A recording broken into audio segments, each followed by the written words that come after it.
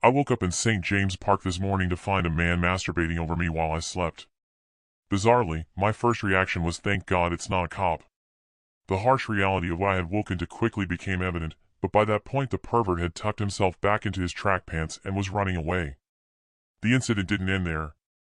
Realizing my day was starting at 3:50 a.m., I gathered myself together and was disgusted to find the top of my jeans and bottom of my shirt were damp with his pre-ejaculation discharge. The smell was easily masked with the aerosol deodorant in my rucksack, but the dampness and discomfort that came with it would have to wait for the sun to rise. As I headed out of the park, I stopped at a rubbish bin to roll a cigarette. The pervert came out of nowhere to tell me to be careful because somebody had been wanking over me while I was sleeping, then scurried off again. He then turned around and started walking back to me, exposed penis in hand, pleasuring himself furiously and asking me if I liked it. I was alarmed but not frightened. This wasn't the first disturbing incident I've faced since I found myself in the streets of London, and likely won't be the last. I have received self-defense lessons from friends in the homeless community and can defend myself enough to buy time and run from a situation. I grabbed my keys from my pocket and made a fist, slipping them between my fingers, ready to punch him in the eye if necessary. I swung my arm threateningly, shouting at him to get the fuck away from me now. It was enough. He ran away again. He followed at a distance for a brief time, but once I was out of the park and on the street, he disappeared into the darkness and I didn't see him again. Reflecting on the experience over the course of the day, I wasn't sure what disturbed me more, the incident itself or my reaction to it. I was alarmed, I was disturbed, but for the first time in facing one of the perilous situations that all rough sleepers regularly find themselves, I wasn't particularly frightened nor upset. That was a first, and I was concerned I was viewing the rude awakening as par for the course and becoming too hardened to life, a development that would affect not only my writing should I ever return to it, but my basic humanity. I also had to ponder an issue that all rough sleepers find themselves wrestling with at some point: what to do about it. It is a fairly straightforward decision when you're comfortably ensconced in mainstream life, not so straightforward when you're not. There are issues and ramifications to take into consideration that aren't factors when you're able to return to the safety of your own home, lock the door, and gaze contemplatively at your navel, imagining your response to a moral dilemma you will likely never face. You have a responsibility to get the word out, obviously. Other rough sleepers need to know. Forewarned is forearmed. However, that paves the way to vigilante justice that can quickly and violently get out of hand. A lesson I was yet to learn. Informing the police, anonymously of course to avoid the dangerous reputation as a grass whatever the circumstances, is the obvious response. But it opens a problematic can of worms for others sleeping in the park. It is an illegal act. The relationship between the police and the homeless is problematic at best, aggressive and confrontational on a good day. Inviting the patrols such a report would bring also invites conflict and chaos that helps no one. Even should the police turn a blind eye to their presence, some of your fellow rough sleepers will not react favorably to the increased vigilance, particularly if alcohol, drugs, mental illness, or outstanding arrest warrants are factors. Even my first reaction on waking was thank God it's not a cop. By ensuring the safety of your fellow rough sleepers, you are opening the door to conflict, violence, and serious injury, including your own, as I was later to discover. Walking to Trafalgar Square, I remembered prior incidents similar, not in specifics, but in terms of personal safety, one that had occurred just 4 days previously in front of the National Gallery. I had been rolling a cigarette when a recent addition to the local homeless community demanded some tobacco. I said no. It is a daily exchange on the streets, leading to any number of reactions on a violence scale ranging from 0 to 100. Most times that reaction falls between 0 and 5. His reaction scored a 75 and scared the hell out of me, prompting an anxiety attack. He immediately grew verbally and physically abusive, grabbing my belongings and throwing them while screaming at me to fuck off back to my own country. 2 security guards came by and I asked for help, visibly agitated and not at my most diplomatic. I colorfully asked for him to be removed. They denied the request, saying it wasn't their responsibility. They are only there to protect the building. The other man made a lunging movement towards me, said something I don't remember, and I jumped. They all laughed. 2 National Gallery security guards laughed at a man suffering an anxiety attack, laughing with the man who caused it. I went into the gallery to file a formal written complaint, a process that ended up taking over 2.5 hours. During this procedure I was again informed their duty was only to protect the building, not the people. When I asked for a photocopy of the complaint, pointing out I had been a journalist and am in the habit of keeping such documents for my own records, I was denied the request. I was also scoffed at by another security guard who recognized me as one of the local homeless community. Oh, come on. No, you're not. I see you outside all the time. So I asked for another form and recopied the complaint for my own records. The dismissive attitude throughout the process, simply because I had been recognized as one of the local homeless community, added to the humiliation of being laughed at. That night I received a templated email with a barest of modification essentially saying, "Sorry. Please come again. Case closed." The next day there was a stabbing in Trafalgar Square in front of the National Gallery.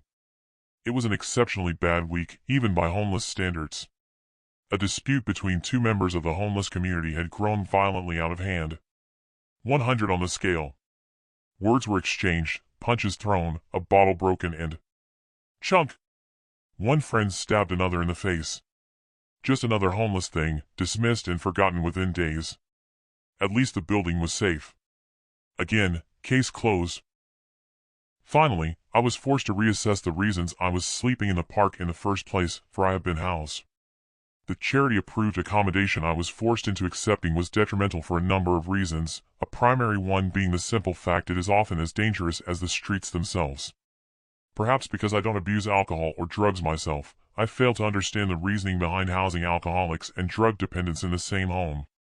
It is, as I have seen firsthand, a recipe for enablement and further descent into addiction, and it can be hazardous, particularly when they are unsupervised.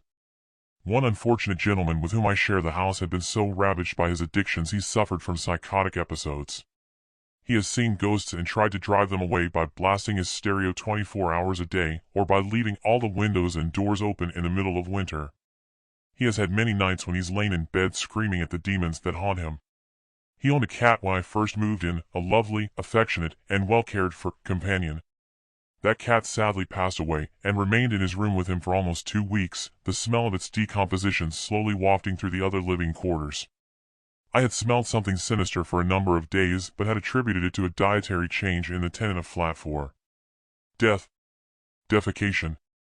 You don't think to differentiate between the two. They both smell foul. That same gentleman had been hospitalized on more than one occasion for serious injuries and overdoses in a short time we were co-tenants. He had almost died during one of those visits. He had been waiting, and was eager, to be placed in a rehabilitation facility. He had twice been promised placement within a month, and his joy was heart-wrenching. For reasons unknown neither promise was kept.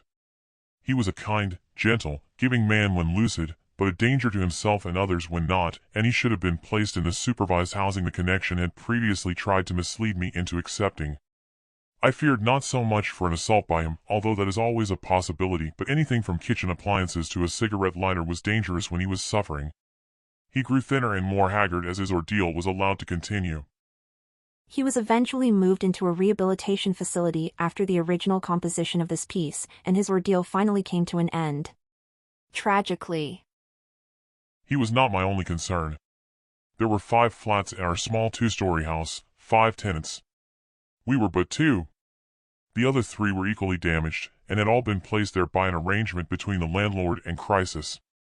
All but one were chronic alcoholics. It was a hub of enablement, destruction, and chaos.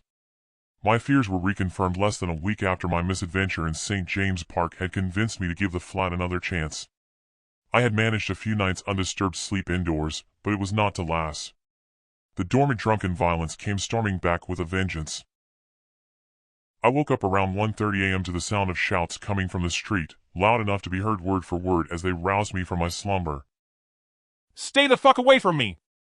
Fuck you! Show respect or I'll fucking cut you! I heard the sound of glass breaking, followed by the high-pitched squeal of a car alarm. The shouts grew louder as he stormed closer. Fucking cunts! Fucking respect! I heard the razor-sharp sound of a key clattering against the front door. Unsurprisingly, he was having difficulties getting his key into the lock, which only made him angrier. He began punching and kicking the door, each thump making me flinch. Eventually the key found its way home, and the door smashed against the wall as he entered. And if any of you cunts give me any fucking grief, I'll fucking cut you too. All of you. Fucking respect. I've had it. The hall light came on, the illumination creeping under my door in a 2-inch sliver that chilled me. The side table in the hall was thrown to the ground. A wall was thumped, then thumped again. He began to stomp up the stairs to his room on the floor above mine, cursing, raging and pounding the walls with each step. This actually provided a lifeline of hope. It was, as Fagin croons, time for reviewing the situation. His next move dictated mine. Would he simply pass out in a few minutes? Would he stay in his room? Or would he continue to rage through the house, looking for the first available person to unleash his anger? Sleep was obviously a lost cause at this point. The decision was whether or not to remain in my room for the night or return to the safety of the streets that this charity-approved housing was supposed to be an improvement on. Again, the metallic click of a key unsuccessfully banging against a lock cut through the night as he tried to enter his room. Fuck! Fuck! Fuck! Finally, success. The door smashed against the wall and he entered his room. The swearing and thumping continued for a few minutes until suddenly there was silence. Please pass out, please pass out, please pass out, please pass out. I lay in bed, shaking, my heart thumping as I prayed for his intoxication to push him into unconsciousness. Please pass out, please pass out, please pass out, please pass out. My prayers were denied. He started screaming again, the verbal and physical violence returning with renewed strength, and he wasn't limiting his rage to the confines of his room. He made his way into the kitchen, the most well-stocked armory in every home, knives, forks, plates, pots, pans all within easy reach. The time for reviewing the situation was over, it was time to get out. I had a logistical advantage. He was in the kitchen in the floor above. It made slipping out much easier than it had been in the past, so long as he remained upstairs. Fuck! That was the cutlery now scattered around the kitchen floor, potential weapons in easy reach. I took advantage of the noise to cover up the sound of my mattress groaning as I slowly slipped out of bed. I didn't dare turn on my light for fear it would shine under the door and reveal my presence, so I slowly, carefully, delicately dressed by the light of the 2-inch screen on my cell phone, making sure to keep the light facing away from the front of my room. It was a long, laborious process complicated by the fact I was shaking so hard.